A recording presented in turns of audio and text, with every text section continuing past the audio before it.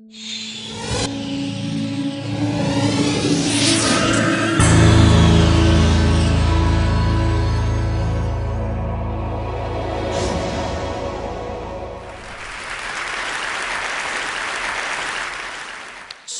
I was in hospital for a long time, and a few years after I left, I went back, and the chairman of the burn department was very excited to see me. He said, "Dan, I have a fantastic new treatment for you." I was very excited. I walked with him to his office, and he explained to me that when I shave, I have little black dots on the left side of my face where the hair is, but on the right side of my face, I was badly burned, so I have no hair, and this creates lack of symmetry.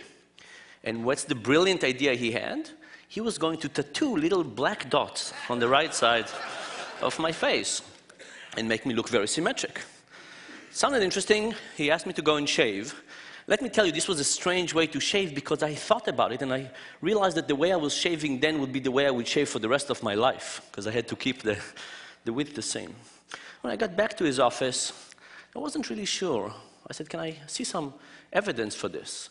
So he showed me some pictures of little cheeks with little black dots, not very informative.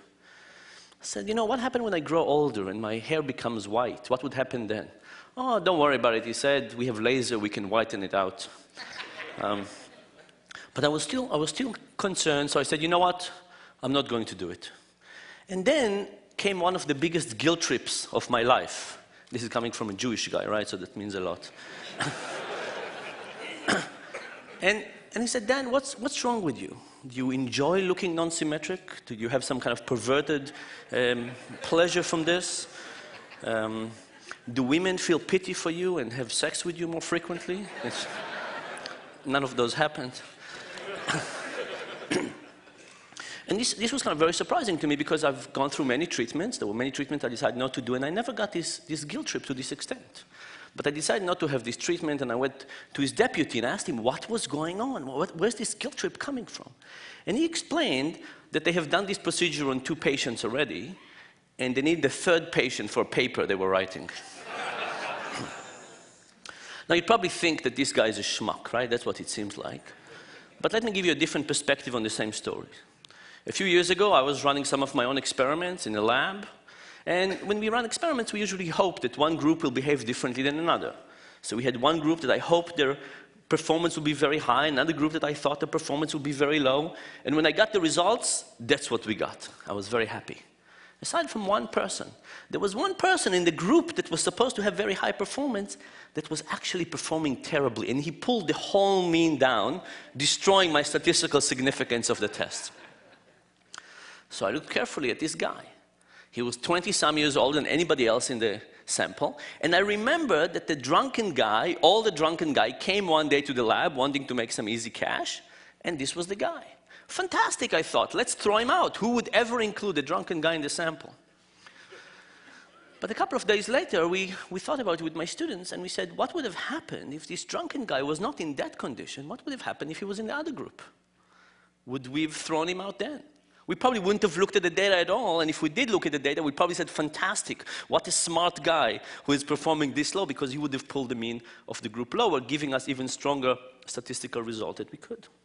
So we decided not to throw the guy out and to rerun the experiment. But you know, these stories and lots of other experiments that we've done on conflicts of interest basically kind of bring 2 points to the foreground for me.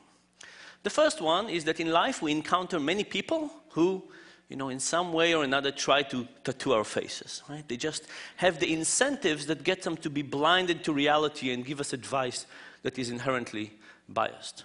And I'm sure it's something that we all recognize and we see that it happens. Maybe not, we don't recognize it every time, but we understand that it happens.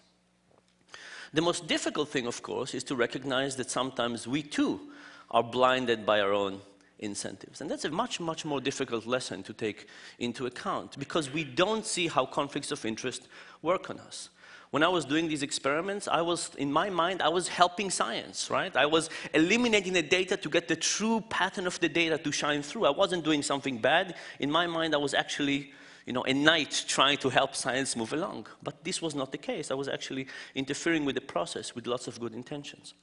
And I think the real challenge is to figure out where are the cases in our lives where conflicts of interest work on us and try not to trust our own intuition to overcome it, but to try to do things that prevent us from falling prey to these behaviors, because we can create lots of undesirable circumstances.